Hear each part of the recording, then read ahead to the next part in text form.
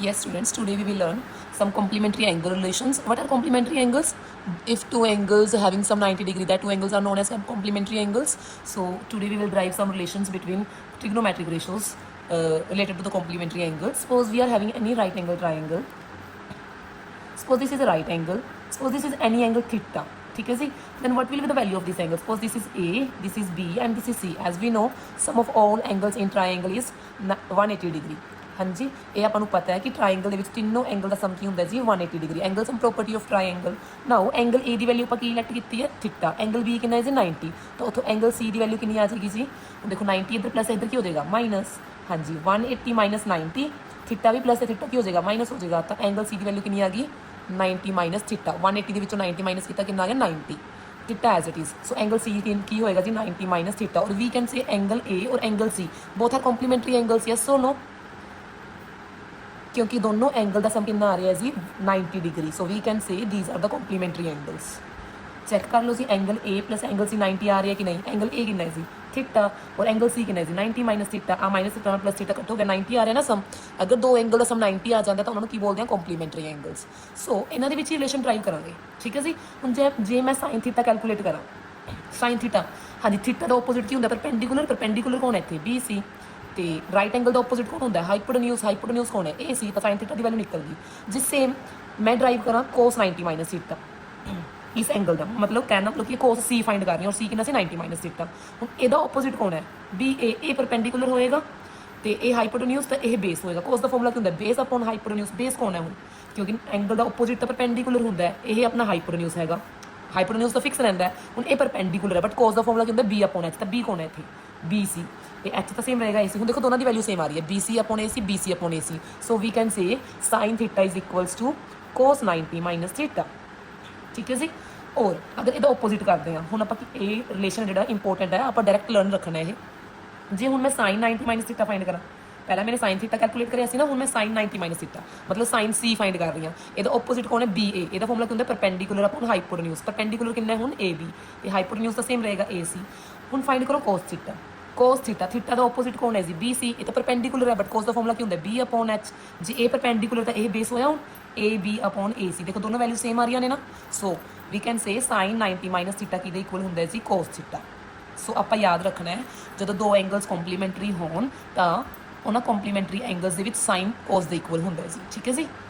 ये दोनों complementary angle C ना थीटा एंड 90 माइनस थीटा ए और सी दोनों कॉम्प्लीमेंट्री एंगल सी. सो डायरैक्ट याद रखोगे साइन थीटा कि इक्वल होंगे कोस 90 माइनस थीटा. और ओपोजिट भी कह सकते हैं कोस थीटा कि इक्वल होंगे साइन 90 माइनस थीटा. ये डायरैक्ट याद होनी चाहिए अपन. ठीक है. सेम ही आप फाइंड कर सकते हैं टैन थीटा. ठीक है. टैन थीटा कि इक्वल आएगा कोट 90 माइनस थीटा. सेम तुम कैलकुलेट करके देख सकते हो इतों. ठीक है जी. टैन थीटा कि इक्वल आएगा कोट 90 माइनस थीटा के इक्वल आएगा. और इनवर्स भी ट्रू है कोट थीटा कि इक्वल आऊगा टैन 90 माइनस थीटा.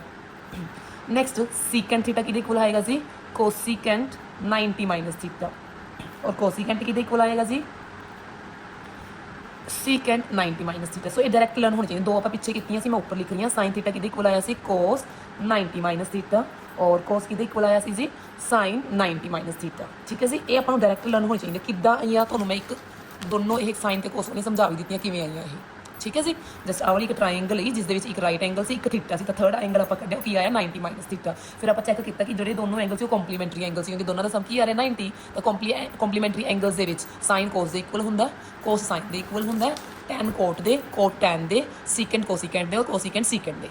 ठीक है जी. ये दोनों एंगल कि complementary angles. Next result. So ये जो 6 रिलेशन है कॉम्प्लीमेंट्री एंगल्स ये अपन डायरैक्ट लर्न होने चाहिए. सो इतने कन्फ्यूज नहीं होना कि कोस का रेसिप्रोकल तो सीकेंट होंगे तो सीकेंट कोस इक्वल होना चाहिए. ठीक है. ये कन्फ्यूज नहीं होना जी. सो याद रखना कि कॉम्प्लीमेंट्री एंगल के सीकेंट कोसिकेंट के इक्वल है जी. ठीक है जी. और कोसिकेंट सीकेंट के इक्वल है. टैन कोट दे कोट टैन दे साइन कोस दे कोस साइन दे. Next now some relations between trigonometric ratios. हम फर्स्ट रिलेशन दिता होया अपन sine square theta plus cos square theta is equals to 1. This is very very important. आ जो रिलेशन है बहुत ही इंपॉर्टेंट है. हम ये रिलेशन आया किमें तुम एक ट्राइंगल ले लो right angle triangle. Suppose this is base this is perpendicular and this is hypotenuse. Right angle के सामने पाइथागोरस थ्योरम की कहती है एच स्क्वायर कि इक्वल होंगे P square plus B square. जे मैं हूँ ये सारी इक्वेशन को डिवाइड कर देवां एच नाल एच स्क्वायर नाल. ठीक है. आप सेम नंबर नाल डिवाइड तो कर ही सकते हैं. हूँ ये दसो ये आ गया 1 आ गया. तो ये आ जाएगा P upon H. P upon H ਦਾ ਸਕੇਅਰ ਆ ਜਾਊਗਾ ਨਾ, ਕਿਉਂਕਿ ਦੋਨਾਂ ਦਾ ਸਕੇਅਰ ਸੀ ਇਕੱਠਾ ਪਾਤਾ। ਇਹਨੂੰ ਮੈਂ ਲਿਖਦਾ B अपॉन H ਦਾ ਸਕੇਅਰ, ਦੋਨੋਂ ਟਰਮ ਦਾ ਸਕੇਅਰ ਸੀ ਇਕੱਠਾ ਕਰਤਾ ਜੀ ਸਕੇਅਰ 1 ਐਜ਼ ਇਟ ਇਜ਼।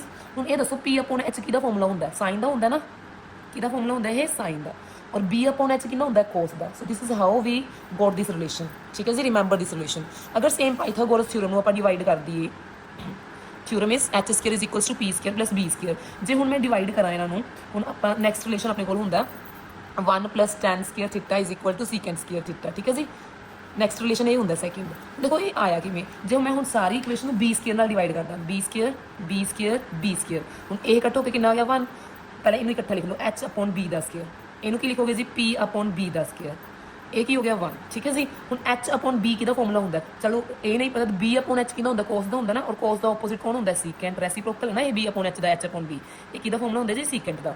ਔਰ P अपॉन B ਕਿਹਦਾ ਹੁੰਦਾ ਜੀ? tan ਦਾ। +1 ਤਾਂ ਇੱਥੋਂ ਆਇਆ ਇਹ relation 1 + tan square theta is equal to secant square theta. So you must remember directly, direct learn ਹੋਣੇ ਚਾਹੀਦੇ ਆਪਾਂ ਨੂੰ ਇਹ। ਨੈਕਸਟ, ਅਗਰ ਸੇਮ ਪਾਈਥਾਗੋਰਸ ਥਿਊਰਮ ਨੂੰ ਆਪਾਂ ਡਿਵਾਈਡ ਕਰ ਦਈਏ, ਜੇ ਹੁਣ ਮੈਂ ਡਿਵਾਈਡ ਕਰਦਾ P ਸਕੇਅਰ ਨਾਲ, ਪਹਿਲਾਂ ਮੈंने H ਸਕੇਅਰ ਨਾਲ ਡਿਵਾਈਡ ਕਰਤਾ, B ਸਕੇਅਰ ਨਾਲ ਵੀ ਕਰਤਾ, ਹੁਣ ਰਹਿ ਗਿਆ P ਨਾਲ ਡਿਵਾਈਡ ਕਰਨਾ, ਠੀਕ ਹੈ ਜੀ। ਹੁਣ P ਨਾਲ ਡਿਵਾਈਡ ਕਰ ਦਿੰਦੇ ਆ, ਇਹ ਕੀ ਬਣ ਜਾਊਗਾ? H अपॉन P ਦਾ ਸਕੇਅਰ। ਇਹ ਕੀ ਬਣ ਜਾਊਗਾ? 1। ਨੈਕਸਟ ਕੀ ਹੋ ਗਿਆ? B अपॉन P ਦਾ ਸਕੇਅਰ। ਅੱਛਾ ਜੀ, H अपॉन P ਕਿਹਦਾ ਫਾਰਮੂਲਾ ਹੁੰਦਾ? ਕੋਸੀਕੈਂਟ ਦਾ, ਠੀਕ ਹੈ ਜੀ। 1 as it is. B upon P ਕਿਹਦਾ ਹੁੰਦਾ? ਕੋਟ ਦਾ। ਸੋ ਥਰਡ ਰਿਲੇਸ਼ਨ ਇਹ ਆ ਗਿਆ ਆਪਣੇ ਕੋਲ, cosecant square theta is equals to 1 + cos square theta. ਆਪਣੇ ਕੋਲ ਤਿੰਨ ਰਿਲੇਸ਼ਨ ਆਏ। This is very first, sine square theta plus cos square theta is equals to 1। Second relation ਆਇਆ 1 + tan square theta is equal to secant square theta. Third ਆਇਆ 1 + cot square theta is equal to cosecant square theta. So ਮੈਂ direct ਲਿਖ ਰਹੀ ਹਾਂ ਇੱਥੇ ਤਿੰਨੋਂ relation ਕਿਹੜੇ ਆਪਾਂ ਡਰਾਈਵ ਕੀਤੇ। ਫਸਟ ਆਪਾਂ ਕੀਤਾ sine square theta plus cos square theta is equals to 1। Second ਆਪਾਂ ਕੀਤਾ ਸੀ 1 + tan square theta is equal to secant square theta. ਔਰ ਥਰਡ ਆਪਾਂ ਕੀਤਾ ਸੀ 1 + cot square theta is equals to cosecant square theta. So ਇਹ direct learn ਹੋਣੇ ਚਾਹੀਦੇ ਆ ਰਿਲੇਸ਼ਨ ਤਿੰਨੋਂ। These are very very important. Direct question solve ਕਰਨ ਲੱਗੇ ਇਹ ਆਪਾਂ ਯੂਜ਼ ਕਰਾਂਗੇ ਜੀ, ਠੀਕ ਹੈ ਜੀ। ਐਂਡ ਇਹ ਕੰਪਲੀਮੈਂਟਰੀ ਵਾਲਾ ਰਿਲੇਸ਼ਨ ਵੀ, ਠੀਕ ਹੈ ਜੀ।